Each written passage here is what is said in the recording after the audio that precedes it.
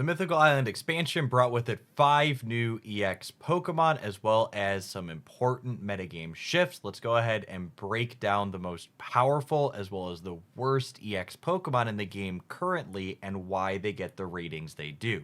Let's kick things off with the S tier, the best of the best. In my opinion, the 4 best EX cards in Pokemon Pocket right now are Pikachu, Mewtwo, Gyarados, and Mew.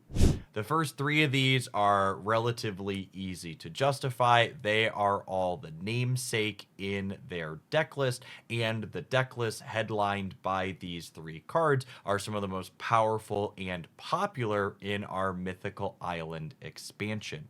Mew, as a fourth comer to this category, I think earns its slot in the S tier as well, due to the pure amount of utility that it brings to any collection in Pocket. I genuinely believe that Mew EX is probably one of the best cards you could spend your pack points on or prioritize picking in Wonder Picks if you haven't opened it organically.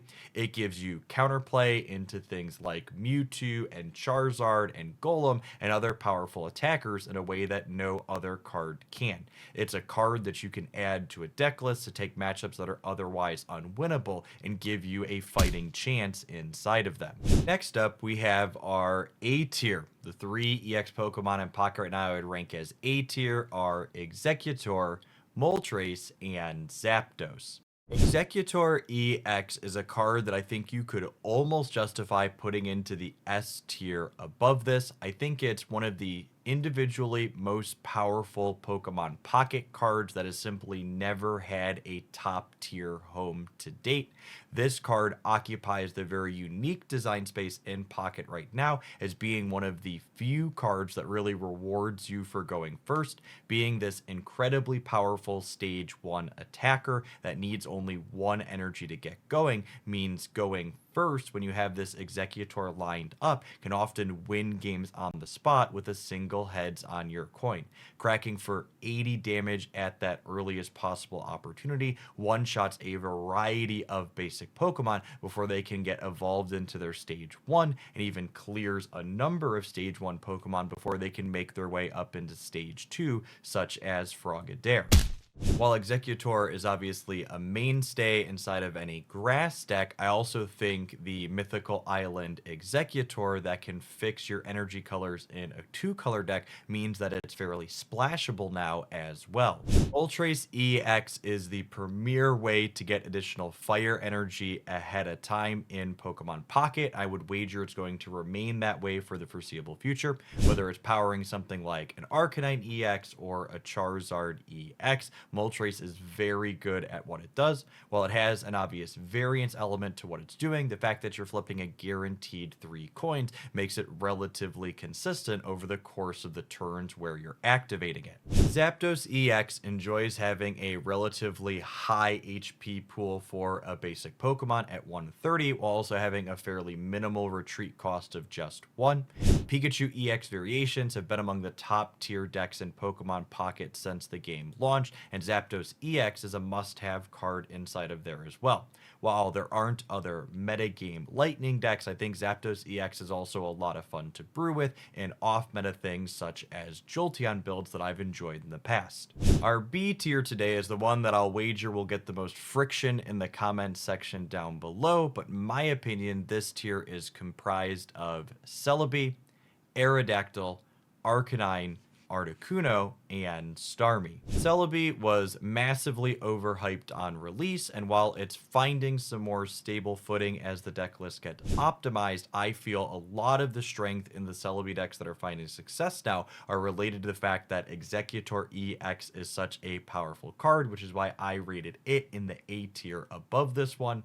Ultimately, while Celebi can be a big damage card, it's never going to be consistent with all the coins that you're flipping, and you're inevitably going to lose games to low rolls just as much as you're going to win the occasional game to a high roll. I think it's very difficult for a card that swings as wide as Celebi does to ever consistently be top tier without the support of other powerful things like Exeggutor EX. Aerodactyl EX is finding a home as the preferred top end slash finisher in fighting variations leaning on Hitmonlee Hitmonlee and Marshadow. That being said, while those decks are very good in my opinion, Aerodactyl EX is a supplementary thing they were doing as opposed to the primary driving factor. I think if you're missing Aerodactyl EX, you can still play decks that want to include it without losing a whole lot from that deck list. It's also worth pointing out that while Aerodactyl EX's Pokemon ability is going to be occasionally useful, by and large it's flavor text in a lot of your matchups, and it's not remotely the reason you're ever choosing to play this card.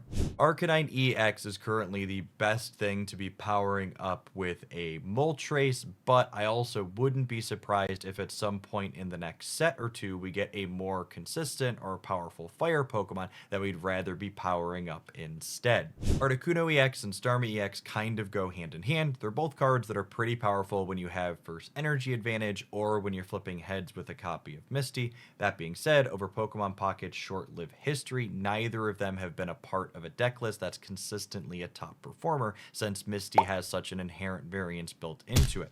From among these, I would wager Starmie is the card that's most likely to move up a tier in future Pocket expansions, though, because I think its core stat line / damage is very potent if we can just get a good secondary water attacker to pair with it. Our C tier for EX Pokemon is also the honorary Stage 2s aren't quite good enough as primary attackers tier.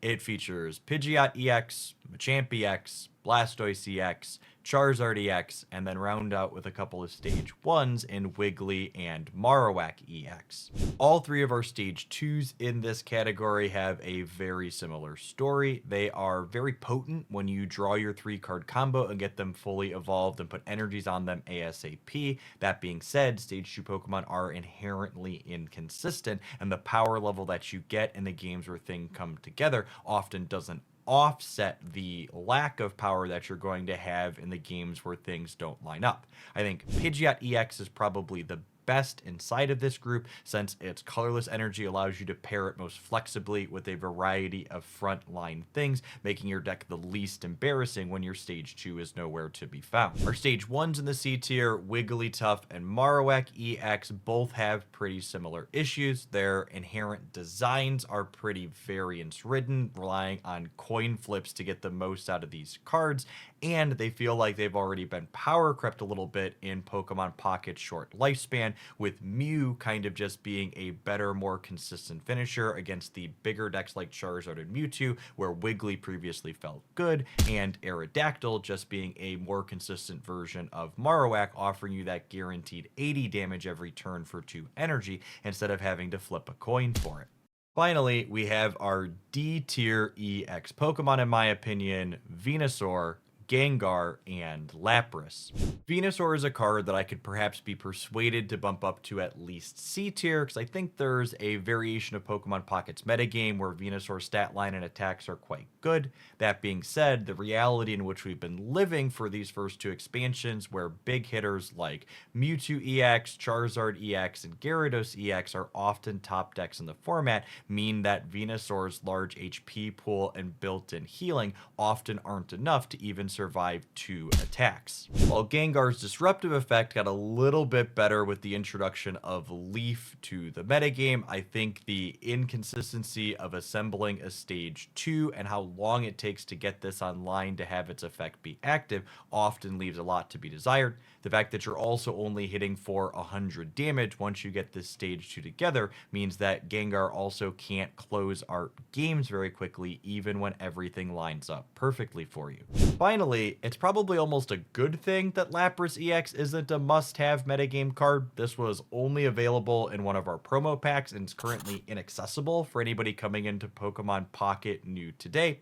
This card's high retreat cost is not great compared to alternatives like Articuno EX in the same color, and while its sustain on the attack is somewhat appealing, it suffers from a lot of the same issues Venusaur EX does, where Pocket's metagames are often centered around dealing 1 one big hit, meaning you're never going to have HP to recover when you go down in one shot. Thanks for making it through to the end of the video. If you enjoyed my analysis on Pokemon Pocket's most rare and powerful cards, be sure to smash that like button. If you disagreed with one of my points, I would love to hear why in the comments section down below. If you happen to be new here, consider subscribing to the channel and coming back again. You can find lots of Pokemon Pocket content like this here 7 days a week, and I'd love to see you back again sometime. Hopefully your next pack is an excellent one. Thanks for watching all the way through.